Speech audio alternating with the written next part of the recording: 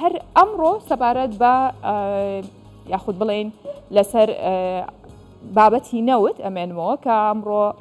نەهرۆ ڕەواندزی جێگیری سەرۆکی لیژنەی نەوت و گاز لە پەرلەمانی عێراق لە بەغداوە لەگەڵمانە بێت. یەکێک لەو بڕگانەی کە یاسای بودجەکە داوای هەموارکردنەوەی ئەکرێت ئەو بەشەیە کە باز لە تێچووی بەرهەمێنان و گواستنەوەی نەوتەکات. جیاوازی بۆ چوونی هەرێم و عێراق لەو بارەیەوە چییە؟ من لە میوانەکەمە پرسم بەڕێز نەهرۆ سڵاوت لێبێت پێمان بڵێ ئەو جیاوازیە چییە بەڕێز نەهرۆ کە تێچووی هەرێمی کوردستانە لەگەڵ عێراق؟ ئایا ئەم جیاوازیەوەی کردووە کە هەرێمی کوردستان لەگە بەغدا بکەونە ڕێکەوتنێک نزیک بوونەوەیەک لێک تێگەیشتنێک؟ بەڵێ حەزەکەم بۆ لەو جەناب تەوزیحەک و لە بۆ بنێرانی کوردستان بستە چارەش ئەم بابەتێک کە جەنابت باست کرد کە گۆژمەی یەک بەرمیلی نەوت لە هەرێمی کوردستان $32 لە عێراق $6.90 بە گواستنەوە ئەمەیان دوو لە واقع لە بەغدا. ئەم مەبلەغەکە تەخمینیدا ئەندرێ لە ناو بودجەدا بەڵام لە واقعدا بەو شێوازە نییە بەڵکو ئەگەر ینی بەراوردی بکەی ئەمن راپۆرتێکم پێشکەش کرد بە برادرانی ئێمە وەفدی هەرێمی کوردستان کە لە 8 پاڵێوگەی عێراق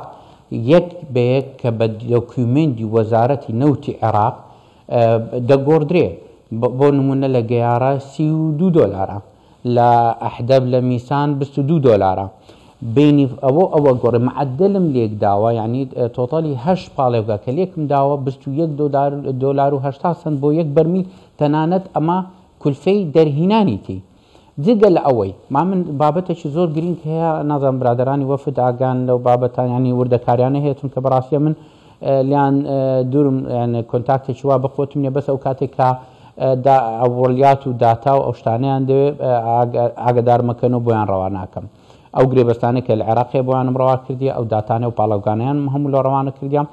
بینەوە گەتم شا بکەین لە عێراق 12 کۆمپانیای نەوتی هەوتی ئەو کۆمپانیانە تەمویلی زاتینە واتە بودجیان لەسەر خۆکیان لەسەر کولفەی نەفتەکەیە. یان بۆ نمونە ڕۆژانە 800,000 بەرمیل ئەدرێتە لە شەریکاتی نەوتی عێراقی هینەوت بۆ نمونە نەوتی بە شیمالە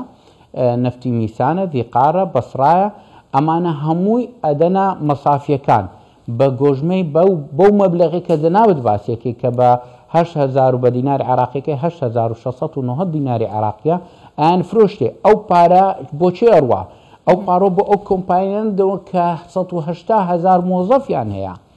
یعنی ئەگەر کە لێکم دایتەوە ساڵانە تەنانەت ئەو کۆمپانیای عێراقی کە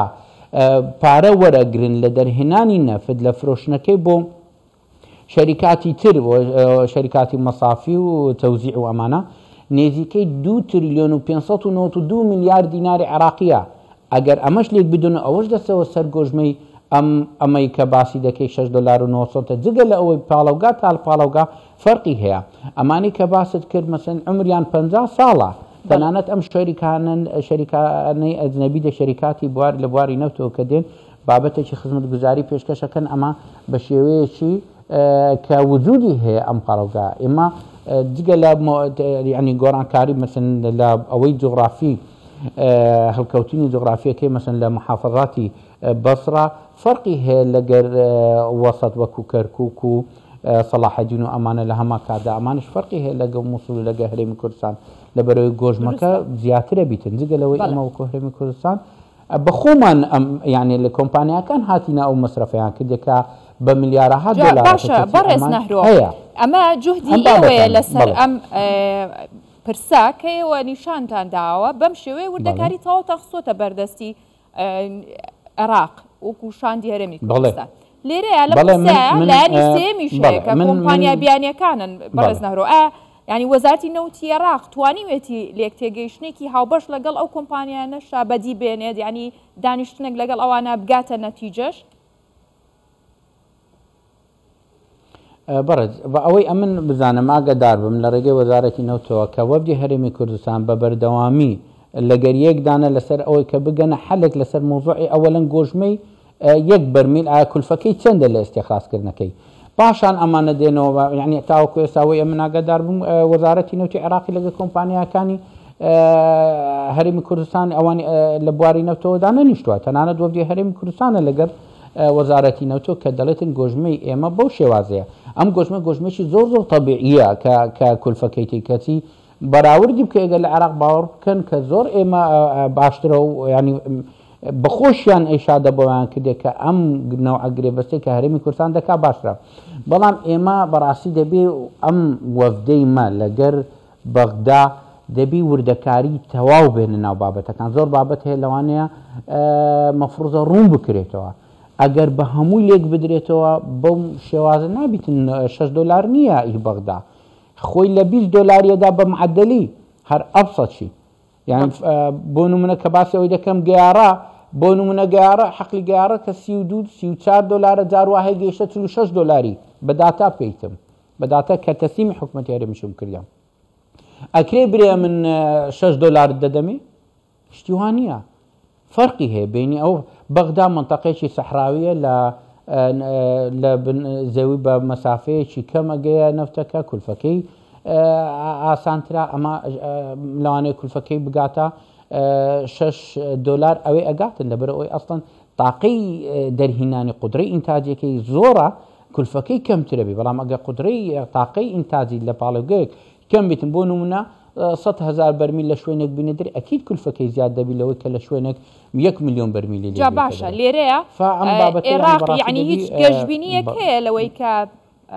لەگەڵ ئەم کۆمپانیا بیانانە ڕێ بکەوێ یاخود کولفەکەیان بۆ زیاد بکات بەڵێ بەڕێز ئەوەی ئەمن ینی ئاگادار بن لە وەزارەتی ئاخر چاوپێکەوتن لەگە وەزیری نەوتی عێراقی حەیان باستەوەی کرد کە گوتی ئەمە گەیشتنە قەناعەتێک کە داوامان کردووە لە وەفدی هەرێمی کوردستان کە بزانین گۆژمەی ئەوان چەندە بگەینە حەلێکی وەسەط بۆ ئەوەی دابنین ینی ڕۆیشتنە یان لەو مەبلەغی 6 دلار و 9 سنتە ینی ئەوەی بزانم لە سەروی 15 دلار هێشتا مناقەشە تێدایە کە بگەنە حەلێکی وەسەط پاشان کە ئەمە وەفدی هەرێم لەگە وەزارەتی نەوت گەیشتنە حەلێکی وەسەط پاشان دەبێ هەرێمی کوردستان لەگە ئەو کۆمپانیا نەوتیانەی هەیە لەوێندەرا دابنیشتەوە ئیعادەی نەزەر لە بابەتەکان بکاتەوە بۆ ئەم بابەتە بنبڕبیتن باشە حاضر بکرێ بۆ هەموارکردنەوەی یاسای بودجە باشە هەر